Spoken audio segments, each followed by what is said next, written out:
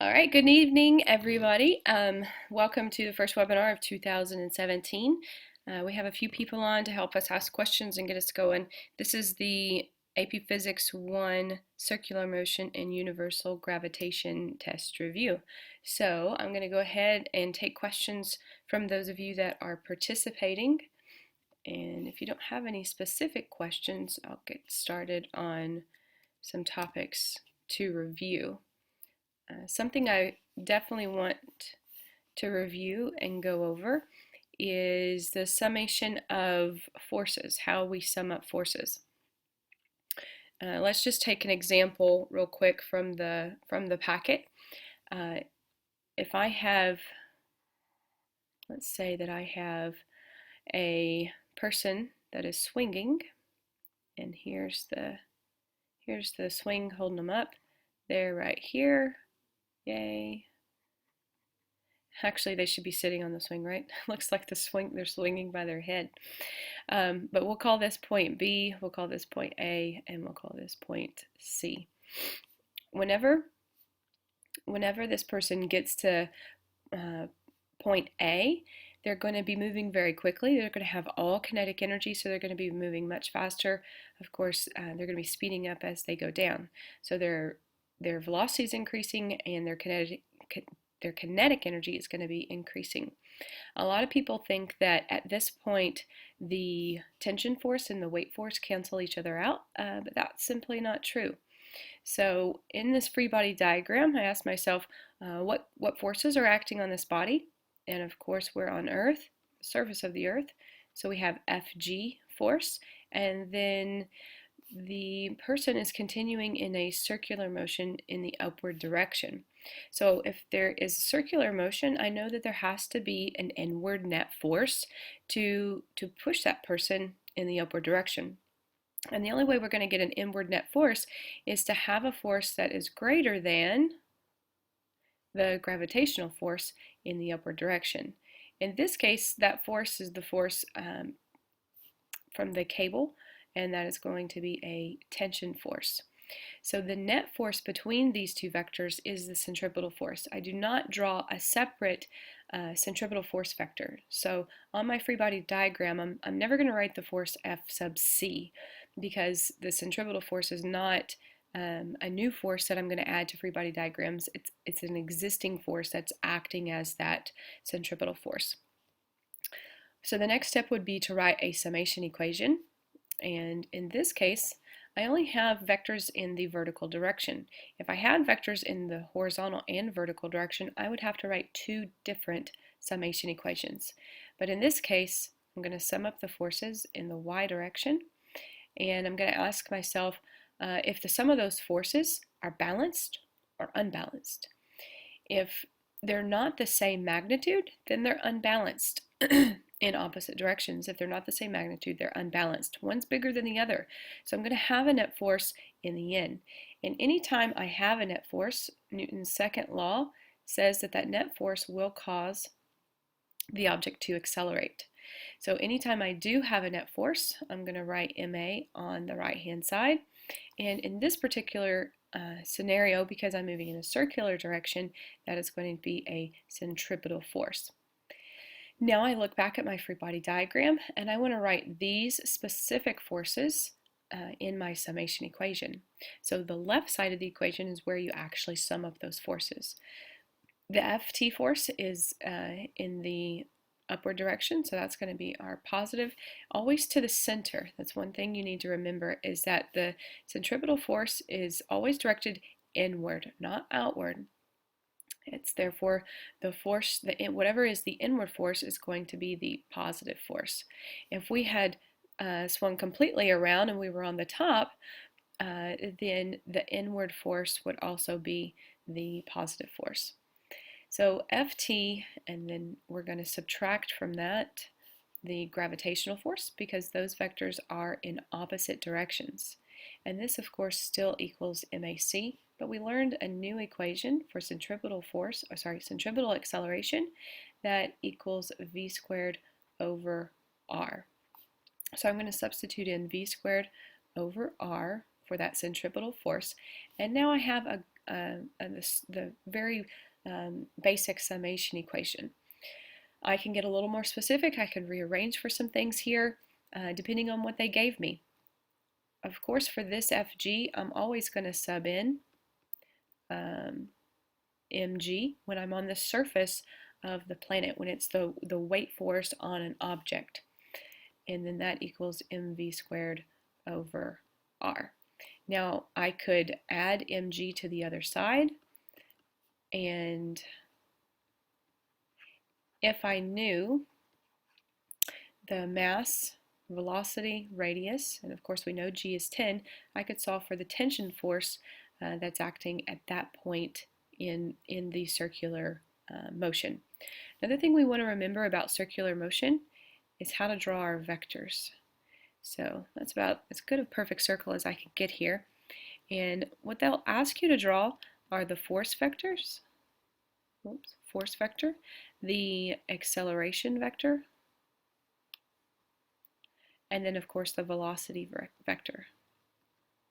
By now we should know that the velocity vector is going to be tangent to that circle. The acceleration vector is going to be in the same direction as the net force. And as long as it is uniform circular motion, then that acceleration vector and the net force vector will be pointing directly to the center of the circle. What do we need in order to have uniform circular motion? We need to have a constant speed, and we need to have a constant radius. And if that's the case, then we have a net force vector directed inward, and I could also draw that acceleration vector right on top of it because they would be in the same direction. I do have a question from one of the viewers. Mia asked, I do have a question about problem 2 on the review when we get to answering questions. Also, how to solve problems with banked curves involved. You're not going to have to solve a math problem with a banked curve. It's more of a conceptual question. I mean, you could solve it, but the AP test is really getting away from those very detailed math problems. But with a banked curve, what Mia is talking about is whenever a car rounds a curve, we've talked about this in class as well, we've said that it is the friction force that keeps that car turning in the curve. Whenever you look at the NASCAR races, they go around these long tracks, and at the ends of the track, on this region of the track, the curve is actually banked. And so if we were to look at it from like a cross-sectional or a side view, the curve is actually, or the track is actually angled quite steeply. And so that car is going to drive with its wheels going in that direction. And what happens is that we get a normal force coming off of this curve, and the normal force is perpendicular to the surface because that's what normal means. And so that normal force, if we were to break it down into its vertical and its horizontal components, it would have a horizontal component in that direction, and of course a vertical component in the upward direction. The horizontal component in the this one right here, the horizontal component in the inward direction, this is what we would call the centripetal force, or sorry, that's what's acting as the centripetal force. We would in fact call it a normal force.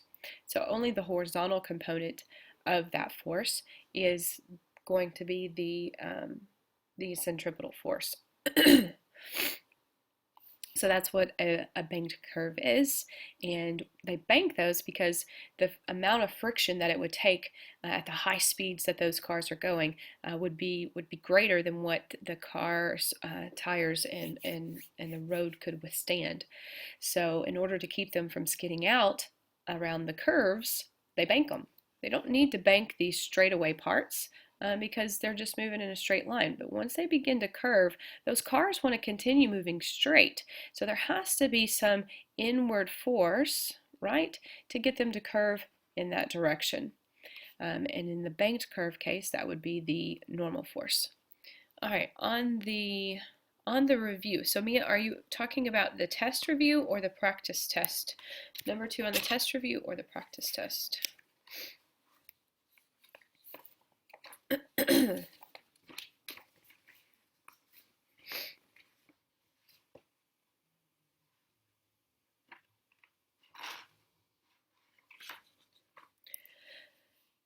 While I'm waiting on that answer, there's a couple of other things to consider when you're drawing the free body diagrams. Let's consider for a second maybe a roller coaster. So on the top part of the roller coaster, and then on the dip part of the roller coaster, we're going to just quickly draw the free body diagram. At the top part, because we're curving downward here, the net force has to be pointing downward. We have a gravitational force that is downward, and then we have a normal force from the track that is pushing upward. Now we know the net force needs to be inward because we're moving in a circle, so the centripetal force, which is the net force, needs to be inward. In order for us to have an inward force, we need a smaller upward normal force vector here. So whenever I add those two together, so if I take my red marker here and represent the net force, it would be this force minus this force.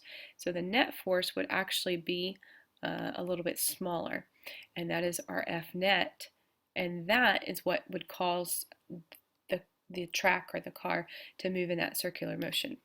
When I look at the free body diagram on this part of the roller coaster, I'm still going to have that very same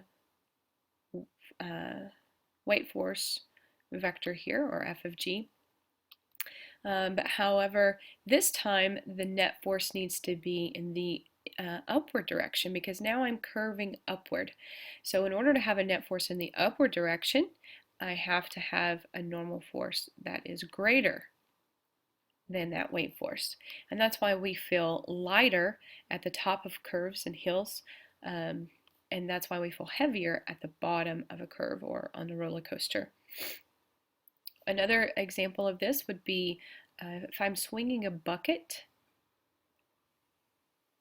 in the air, I could, let's say I have it tied to a string. So a bucket tied to a string on the end of a rope, and we're swinging it in the air.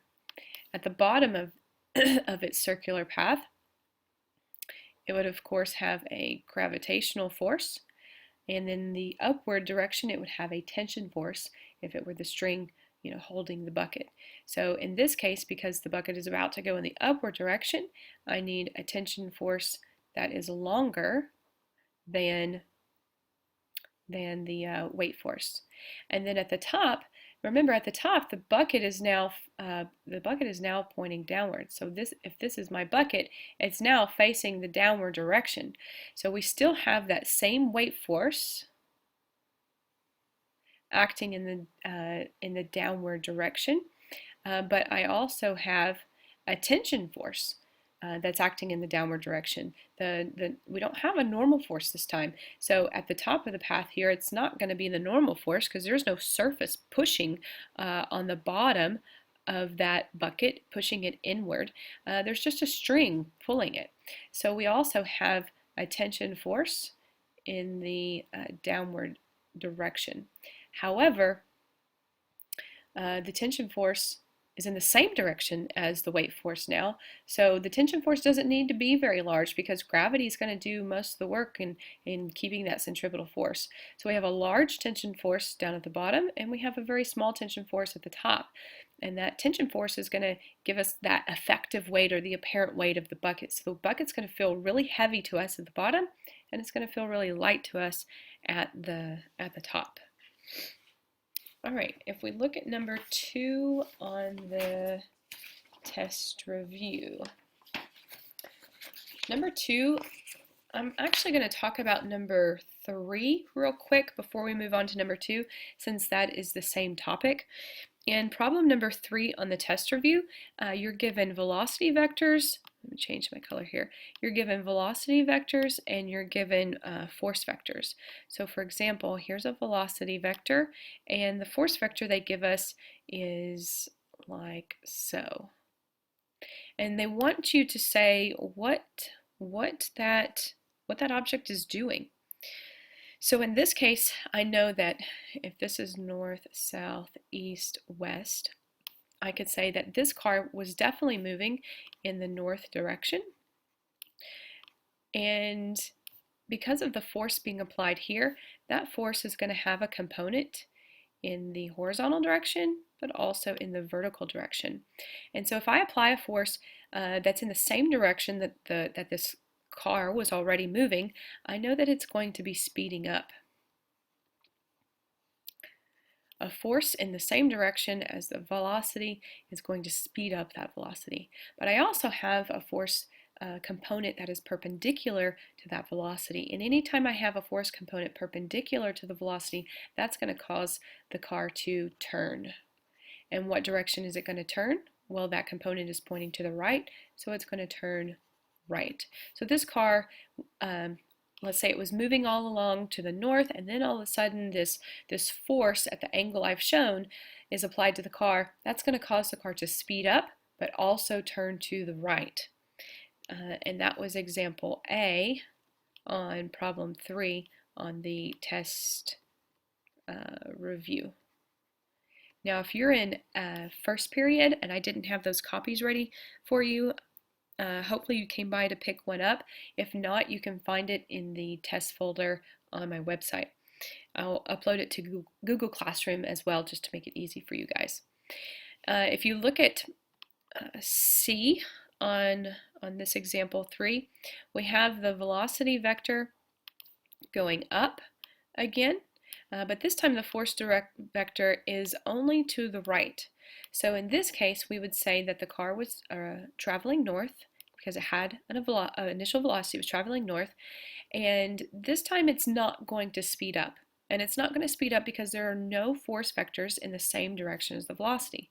However, it's perpendicular, so it will cause the car to turn right.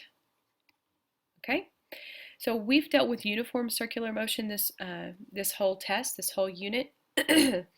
But what I want you to realize is that if it's not uniform circular motion, then that centripetal force is, the net force, it will not point to the center. And in one of the videos that we watched yesterday in class, there was a car that did a loop-de-loop like that.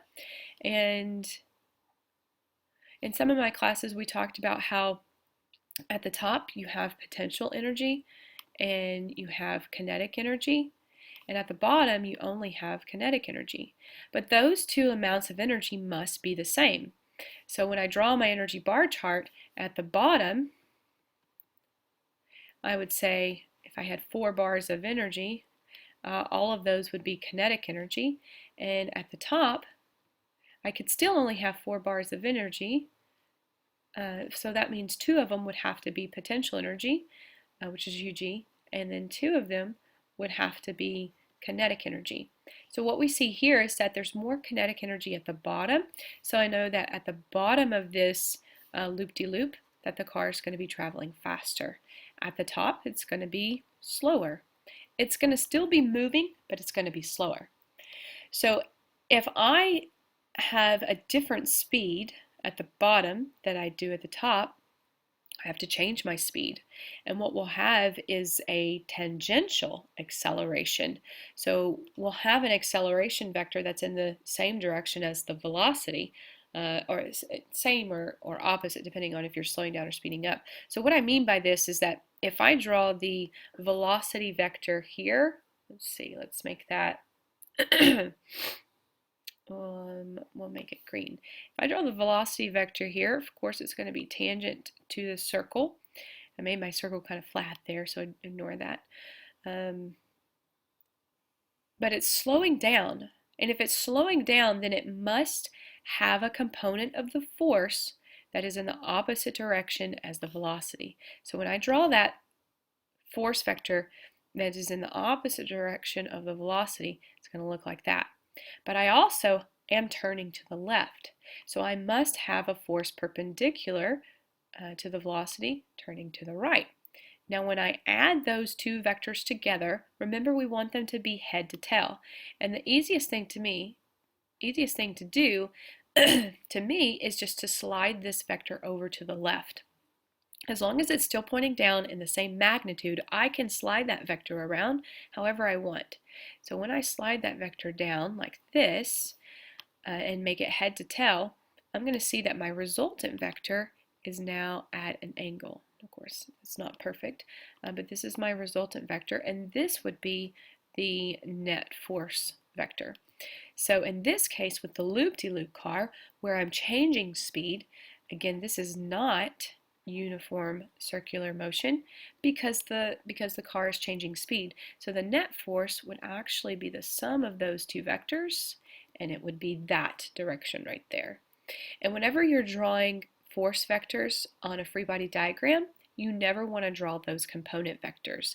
So if you need to draw them just to get an idea of where the resultant is, do it, but remember to erase them or do it off to the side like I did here. Because if they asked you to draw the force vector, you would only want to include this final resultant vector in the black. And we can see that it is slowing down over here. Now on this side, the velocity vector will now be pointing in the downward direction. And at this point, it's going to be speeding up and turning to the right. So now the resultant force vector is going to be that way, like that right there. Okay. One of the questions, I think it was question 4 on the very back of the test review, said to briefly outline an experimental procedure that would determine whether the circular motion was uniform or not. So as long as you came up with some way to measure the velocity of the car, that would be your experiment. Maybe you used video analysis on the iPads to see what the velocity was at different points around the curve, or maybe you used those photo gates that we used in class before, and you could set up several photo gates, one there, you could set up one there, maybe one down here, and what you would look for is the speed. If the speed was not the same at all of those photo gates, then you don't have uniform circular motion. So to have uniform circular motion, you have to have a constant speed and a constant radius, of course. Okay, let's move on to number 2. Now number 2 is referencing the second concept that we learned in this unit, and that is the force of universal gravitation. Up until this point, the force of gravity that we have used has always been mass times gravity. Now what do we measure force in? We measure force in newtons, which we abbreviate in. Mass is measured in kilograms, and G is measured in meters per second squared. And on Earth, we usually estimate this to be 10 meters per second squared. So if I have a student that weighs 50 kilograms, has a mass of 50 kilograms, this would be his mass. His weight would simply be his force of gravity, which would be equal to mg, which would be 50 times 10, and that's going to equal 500 newtons. So his mass is 50 kilograms, his weight would be 500 newtons, and that is also equal to F sub g. Now, the only time we use the mg is when we are on the surface of a planet. So only on the surface. And the reason we only use that on the surface is because this g value right here is derived by using just the radius of that planet. And we know the g value on Earth is roughly 10. What about if I'm not on the surface? What if this is my planet and this is my moon out there? This moon isn't touching the surface of the Earth, but it's orbiting the Earth in a circular path. There's a force that is attracting that moon to the planet, but why doesn't the moon fall into the planet or spiral into the planet? Well, that's because it had an initial velocity an initial tangent velocity that was great enough that it never spiraled into that planet. So the velocity was slow enough at this particular radius r, and the r value goes from the center of the planet to the center of the moon. That is our r value. So at that specific r, with that specific mass of the moon, it needed a very specific velocity to keep it in that orbit. So not all things that fly by the Earth are going to fall into the Earth's orbit. Maybe they're going to fall straight to the Earth because their mass wasn't large enough, or its initial velocity wasn't large enough to escape Earth's gravitational pull. It has to be just right to really get into that circular orbit. But it is the tangential velocity that keeps it in the orbit. But it's the force of gravity that also keeps it in the orbit. So we came up with this, or not we, but Isaac Newton came up with this equation for the universal law of gravitation. And this can apply to any two bodies of mass in our universe. The equation is capital G m1 m2 divided by r squared. Now, just a quick review, we just said that the r is the distance between the centers.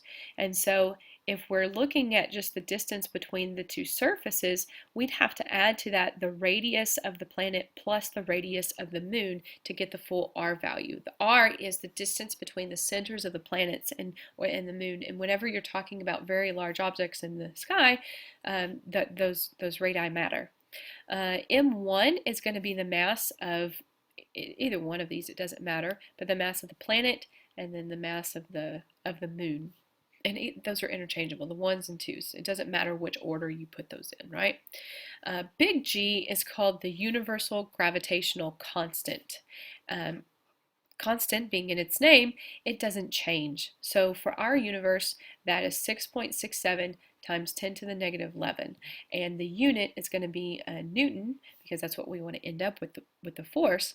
And then we're going to multiply that unit by meters squared, because we want to cancel out the meters squared that are on the bottom here. And if all of that would be over, what is mass times mass? That would be kilograms squared. Kilograms squared. So the unit for the universal gravitational constant is a Newton meter squared per kilogram squared. So when I multiply it by mass squared and divide it by radius squared, then those cancels out and I'm left with newtons. So that's how you can always figure out what the unit is for a constant. So moving on to number 2. In number 2, they give us several different scenarios, and they have these spheres, and they denote the radius for us. All of the spheres shown in all of the diagrams have the same mass, but they have different radii. So in the first example they gave us, and I'm going to draw this as closely as I can, they say that this is 2r and this is 2r. Now their masses are equal.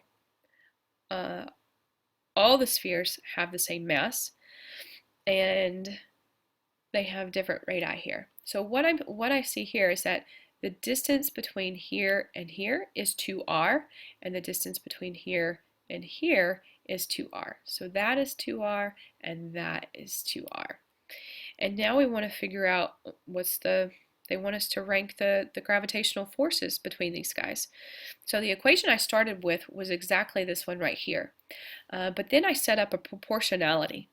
With a proportionality, I don't have to consider everything that's in the equation, because if I'm comparing, let me go ahead and draw the next one. The next one had a very big sphere like this, and this one was 3r, and then it had a very small sphere like this, and that was r. So from here to here was 3r, and here to here was r. Now, they told us that the mass of all the spheres were the same. Now, I know this big one right here is bigger, and you might want to think that it weighs more, but it doesn't. They told us that they all weigh the same. So what that means is that this must have a lower density, because it has a bigger volume but less mass. Has a bigger volume but the same mass. So because mass doesn't change in this, I can really just ignore mass, because it's not going to have an effect on the outcome because all the masses in these are the same. Of course, G is a constant and it's the same for all of the scenarios, so I can really ignore that as well. So when I do that, I set a proportionality. And that proportionality is that FG is proportional to, I can't just say R squared. Remember, R squared is on the denominator. So what do I put on the top? I put a 1 because I don't really care about all of the G's and the M's up here. So FG is proportional to 1 over R squared. So what I need to do now is I just need to figure out what the R values for each of these. So what I did here, I said that the R value, the total R value, would be 2R plus 2R, because that's the distance between their centers. 2R plus 2R is 4R. Now when I plug that in for my R, 1 over 4R, and then I square that, that's going to be equal to 1 over 16R squared. So kind of up in the corner, I have written 1 over 16R squared for this picture. Now for this one, I have 3R plus R. Again, that's going to be 4R, and 4R squared is 16R squared. For the next two, okay, so this was case A, this was case B. For case C, that's two small spheres, and they both had a distance of R. So from here to here and here to here was R. Whoops. So R plus R equals 2R, and if I square that, that is equal to 1 over 4R squared. So this one here is 1 over 4R squared. This one is 1 over, where'd it go, 16R squared, and this one is 1 over 16R squared as well. In case D, we have a 2R, and then we have an R. 2R plus R is a 3R, and 3R squared, and we put that under 1, is going to give us 1 over 3 times 3 is 9, so 9R squared. So what I'm really ranking here are the values that I've circled here in green. So two of them are 1/16 R squared, this one is 1/4 R squared, this one is 1/9 R squared. Because they all have R squared in the denominator, I can really ignore that, and I can just compare the fractions now. The largest fraction is 1/4, so this is the largest, so this would be number 1, and then below that is 1/9, so this would be number 2, and then these two are equal, they would be tied for the third place. So the correct ranking in this problem was C is greater than D is greater than A, which is equal to B.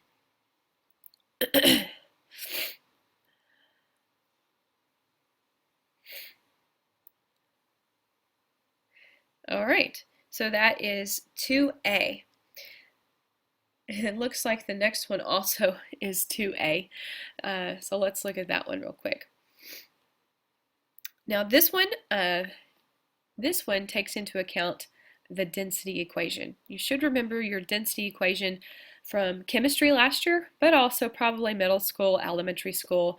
Density is a ratio of mass to volume.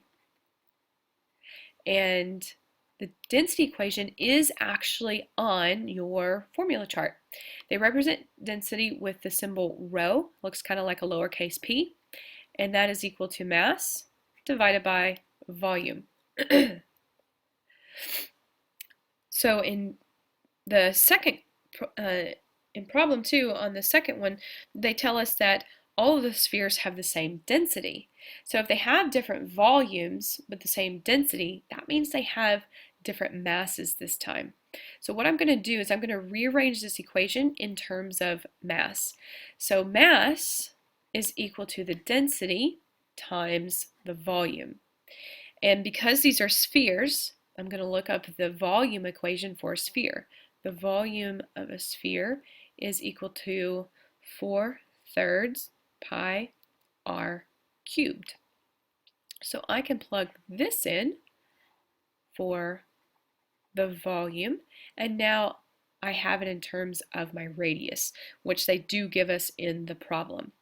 Now they're asking us for the gravitational force, so that means we also need to use this equation.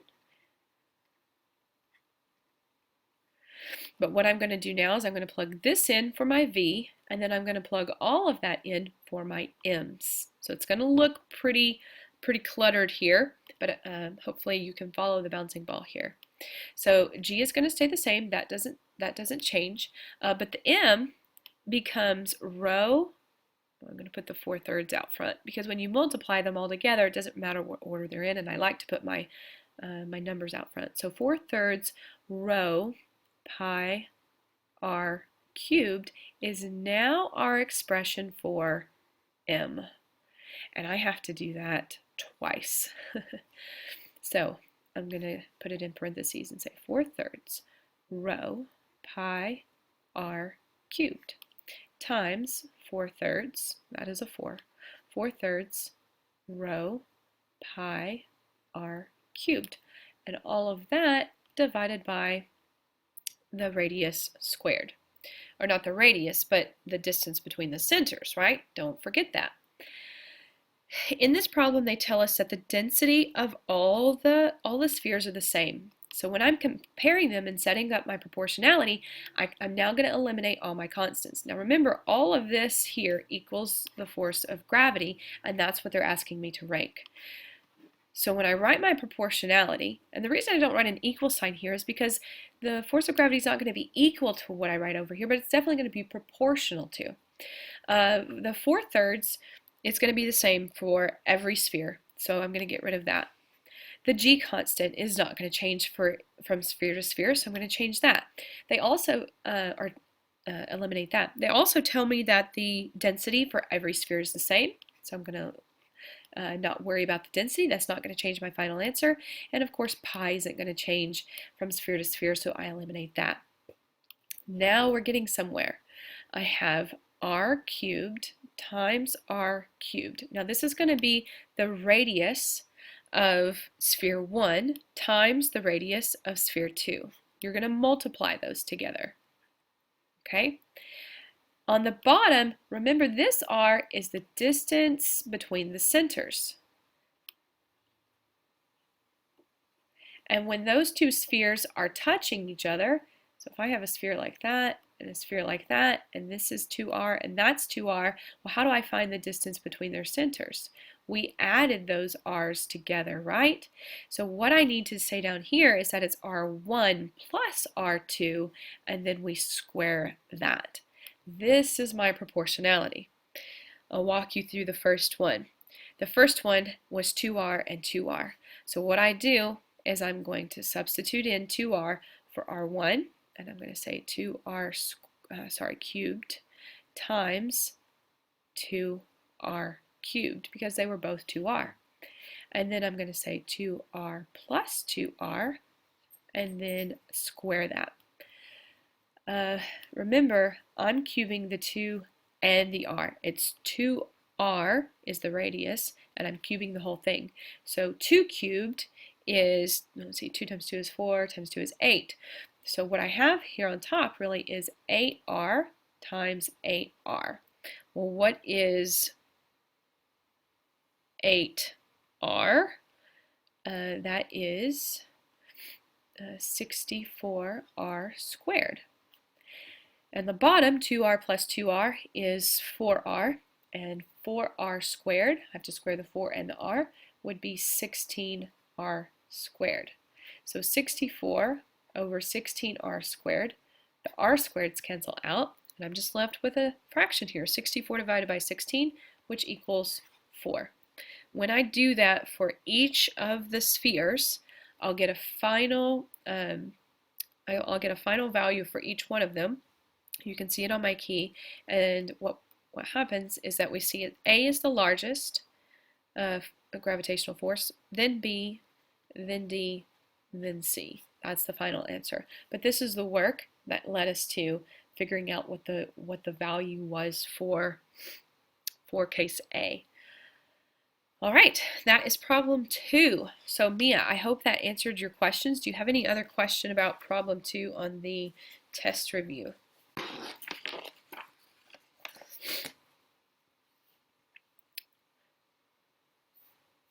Okay, what we'll look at now is, let's see, I'm going to have, let's say this is a planet, and then I'm going to have some object orbiting it. Maybe it's a moon, and here's our planet, or it's going to be a satellite or something like that. But it's moving in a circular path. Now, because it's moving in a circular path, I know there's a centripetal force acting on it. And I also know that that centripetal force is the gravitational force. If I asked you to draw the free body diagram of that orbiting body, it literally would just be a gravitational force pointing at that planet. And because it's a circular orbit, it's pointing directly towards the center. So the only force that I would draw on the free body diagram is, let's say if I was at this point right here, that gravitational force would be inward and to the left, right there. There's no normal force, there's no surface there pushing out on the moon, there's no string, no magic string attached to the moon, so no tension force. There's no air resistance in space, so there's no frictional force. So the only force acting on it is the gravitational force. So when I sum up my forces, I definitely know that there is an acceleration. It's going to be a centripetal acceleration, and the only force acting on it is the gravitational force. So I see in this summation equation that Fg equals mac. But the difference with this Fg is that I cannot substitute in mg. Why can I not substitute in mg? That's because I'm not on the surface of the planet. The only time I can use this equation is on the surface of the planet. So I have to use our new equation, our universal law of gravitation, our big G m1 m2 over r squared. So I'm going to substitute that in for my Fg. So on this side I'll have big G m1 m2 over r squared is equal to m, and then I'm going to substitute in the acceleration equation, which is v squared over r. Now what I see here, I can immediately cancel out one of my r's because they're both on the bottom. Get rid of that exponent, get rid of that r completely, and now I have a mass here that I can cancel out.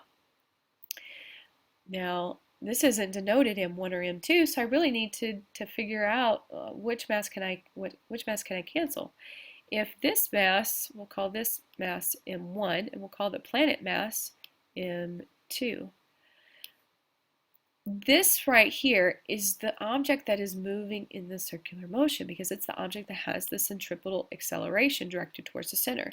So this mass will always be the mass of the orbiting body.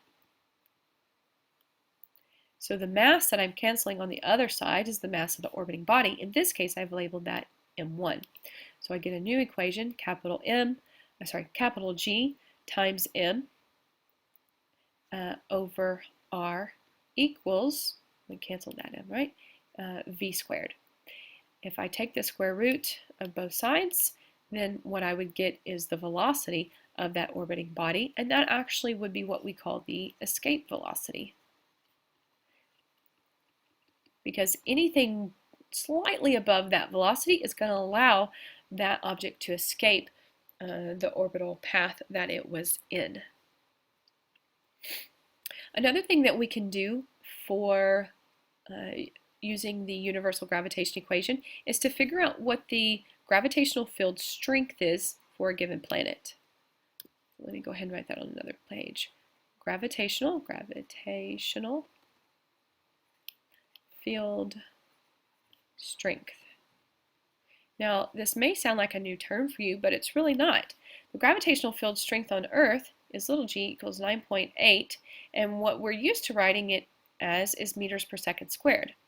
But we can also write it as 9.8 newtons per kilogram.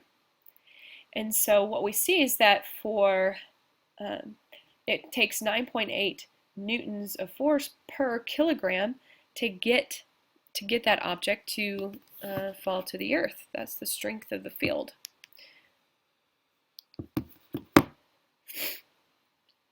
And the reason that these two units are the same, I'll show you really quickly. If we recall, a Newton measures force, and the equation for force is mass times acceleration. The unit for mass, so I'm going to work in units now, newtons is going to be equal to a kilogram, because that's the unit for mass, times a meter per second squared, because that's the unit for acceleration. A lot of times you'll see it written like this. That is the same expression there. And so that is what a newton is.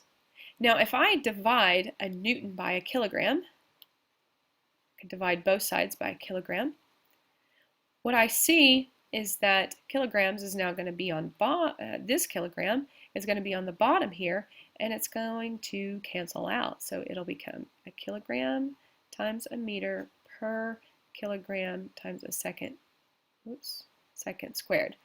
When I divide a newton by a kilogram, the kilograms cancel out actually, and I'm just left with meters per second squared. So if you see the gravitational field strength denoted as 9.8 newtons per kilogram, it's the same thing as meters per second squared. It just conceptually gives you a different understanding of what else that 9.8 represents. It's the force required per unit mass. Per unit mass. So how do we find the gravitational field strength for different planets? Remember that gravitational field strength is going to be at the surface of that planet. So if I'm a person standing on the surface of the planet, that is the strength of the gravitational field. That's typically what we're interested in. So how do I find that? Well, I know that my weight force on Earth is equal to mg, but I also know that the universal law of gravitation tells me that I could also find my weight force using big G m1 m2 over r squared. So if both of these expressions represent mg, then both of those expressions are going to be equal to each other when you're talking about the surface of the planet. So I'm going to set mg equal to big G m1 m2 over r squared. Now I need to define what m1 is and what m2 is. I'm going to make m2 my planet this time. I'm going to make m1 me. So if m1 is me, then this is also m1. And I can cancel out that m1 and that m1. And so I get the gravitational field strength, or the acceleration due to gravity, is going to be equal to big G times the mass of, what was that, m2? That's the mass of the planet. So a lot of times you'll see that written as a capital M. And the mass of the orbiting body, or the mass on the surface, is a little m, over r squared. So if you know, remember G is not changing, this big G isn't changing. If you know the planet's mass and you know the radius of that planet, you can find the gravitational field strength. It's just a ratio of the mass of the planet to its radius squared. For Earth, that value is 9.8 meters per second squared. For the Moon, it's 1.62 meters per second squared, or you could say newtons per kilogram as well. All right, are there any other questions that you guys have from those who are watching and participating? I've covered all the major points.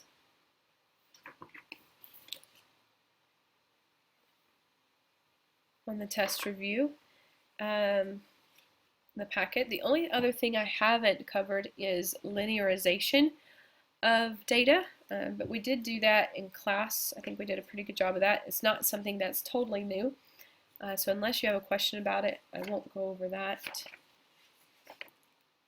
We've talked about free body diagrams. One other quick question. This is something we covered at the very beginning. If this is a Ferris wheel, and I've got different spokes here going out,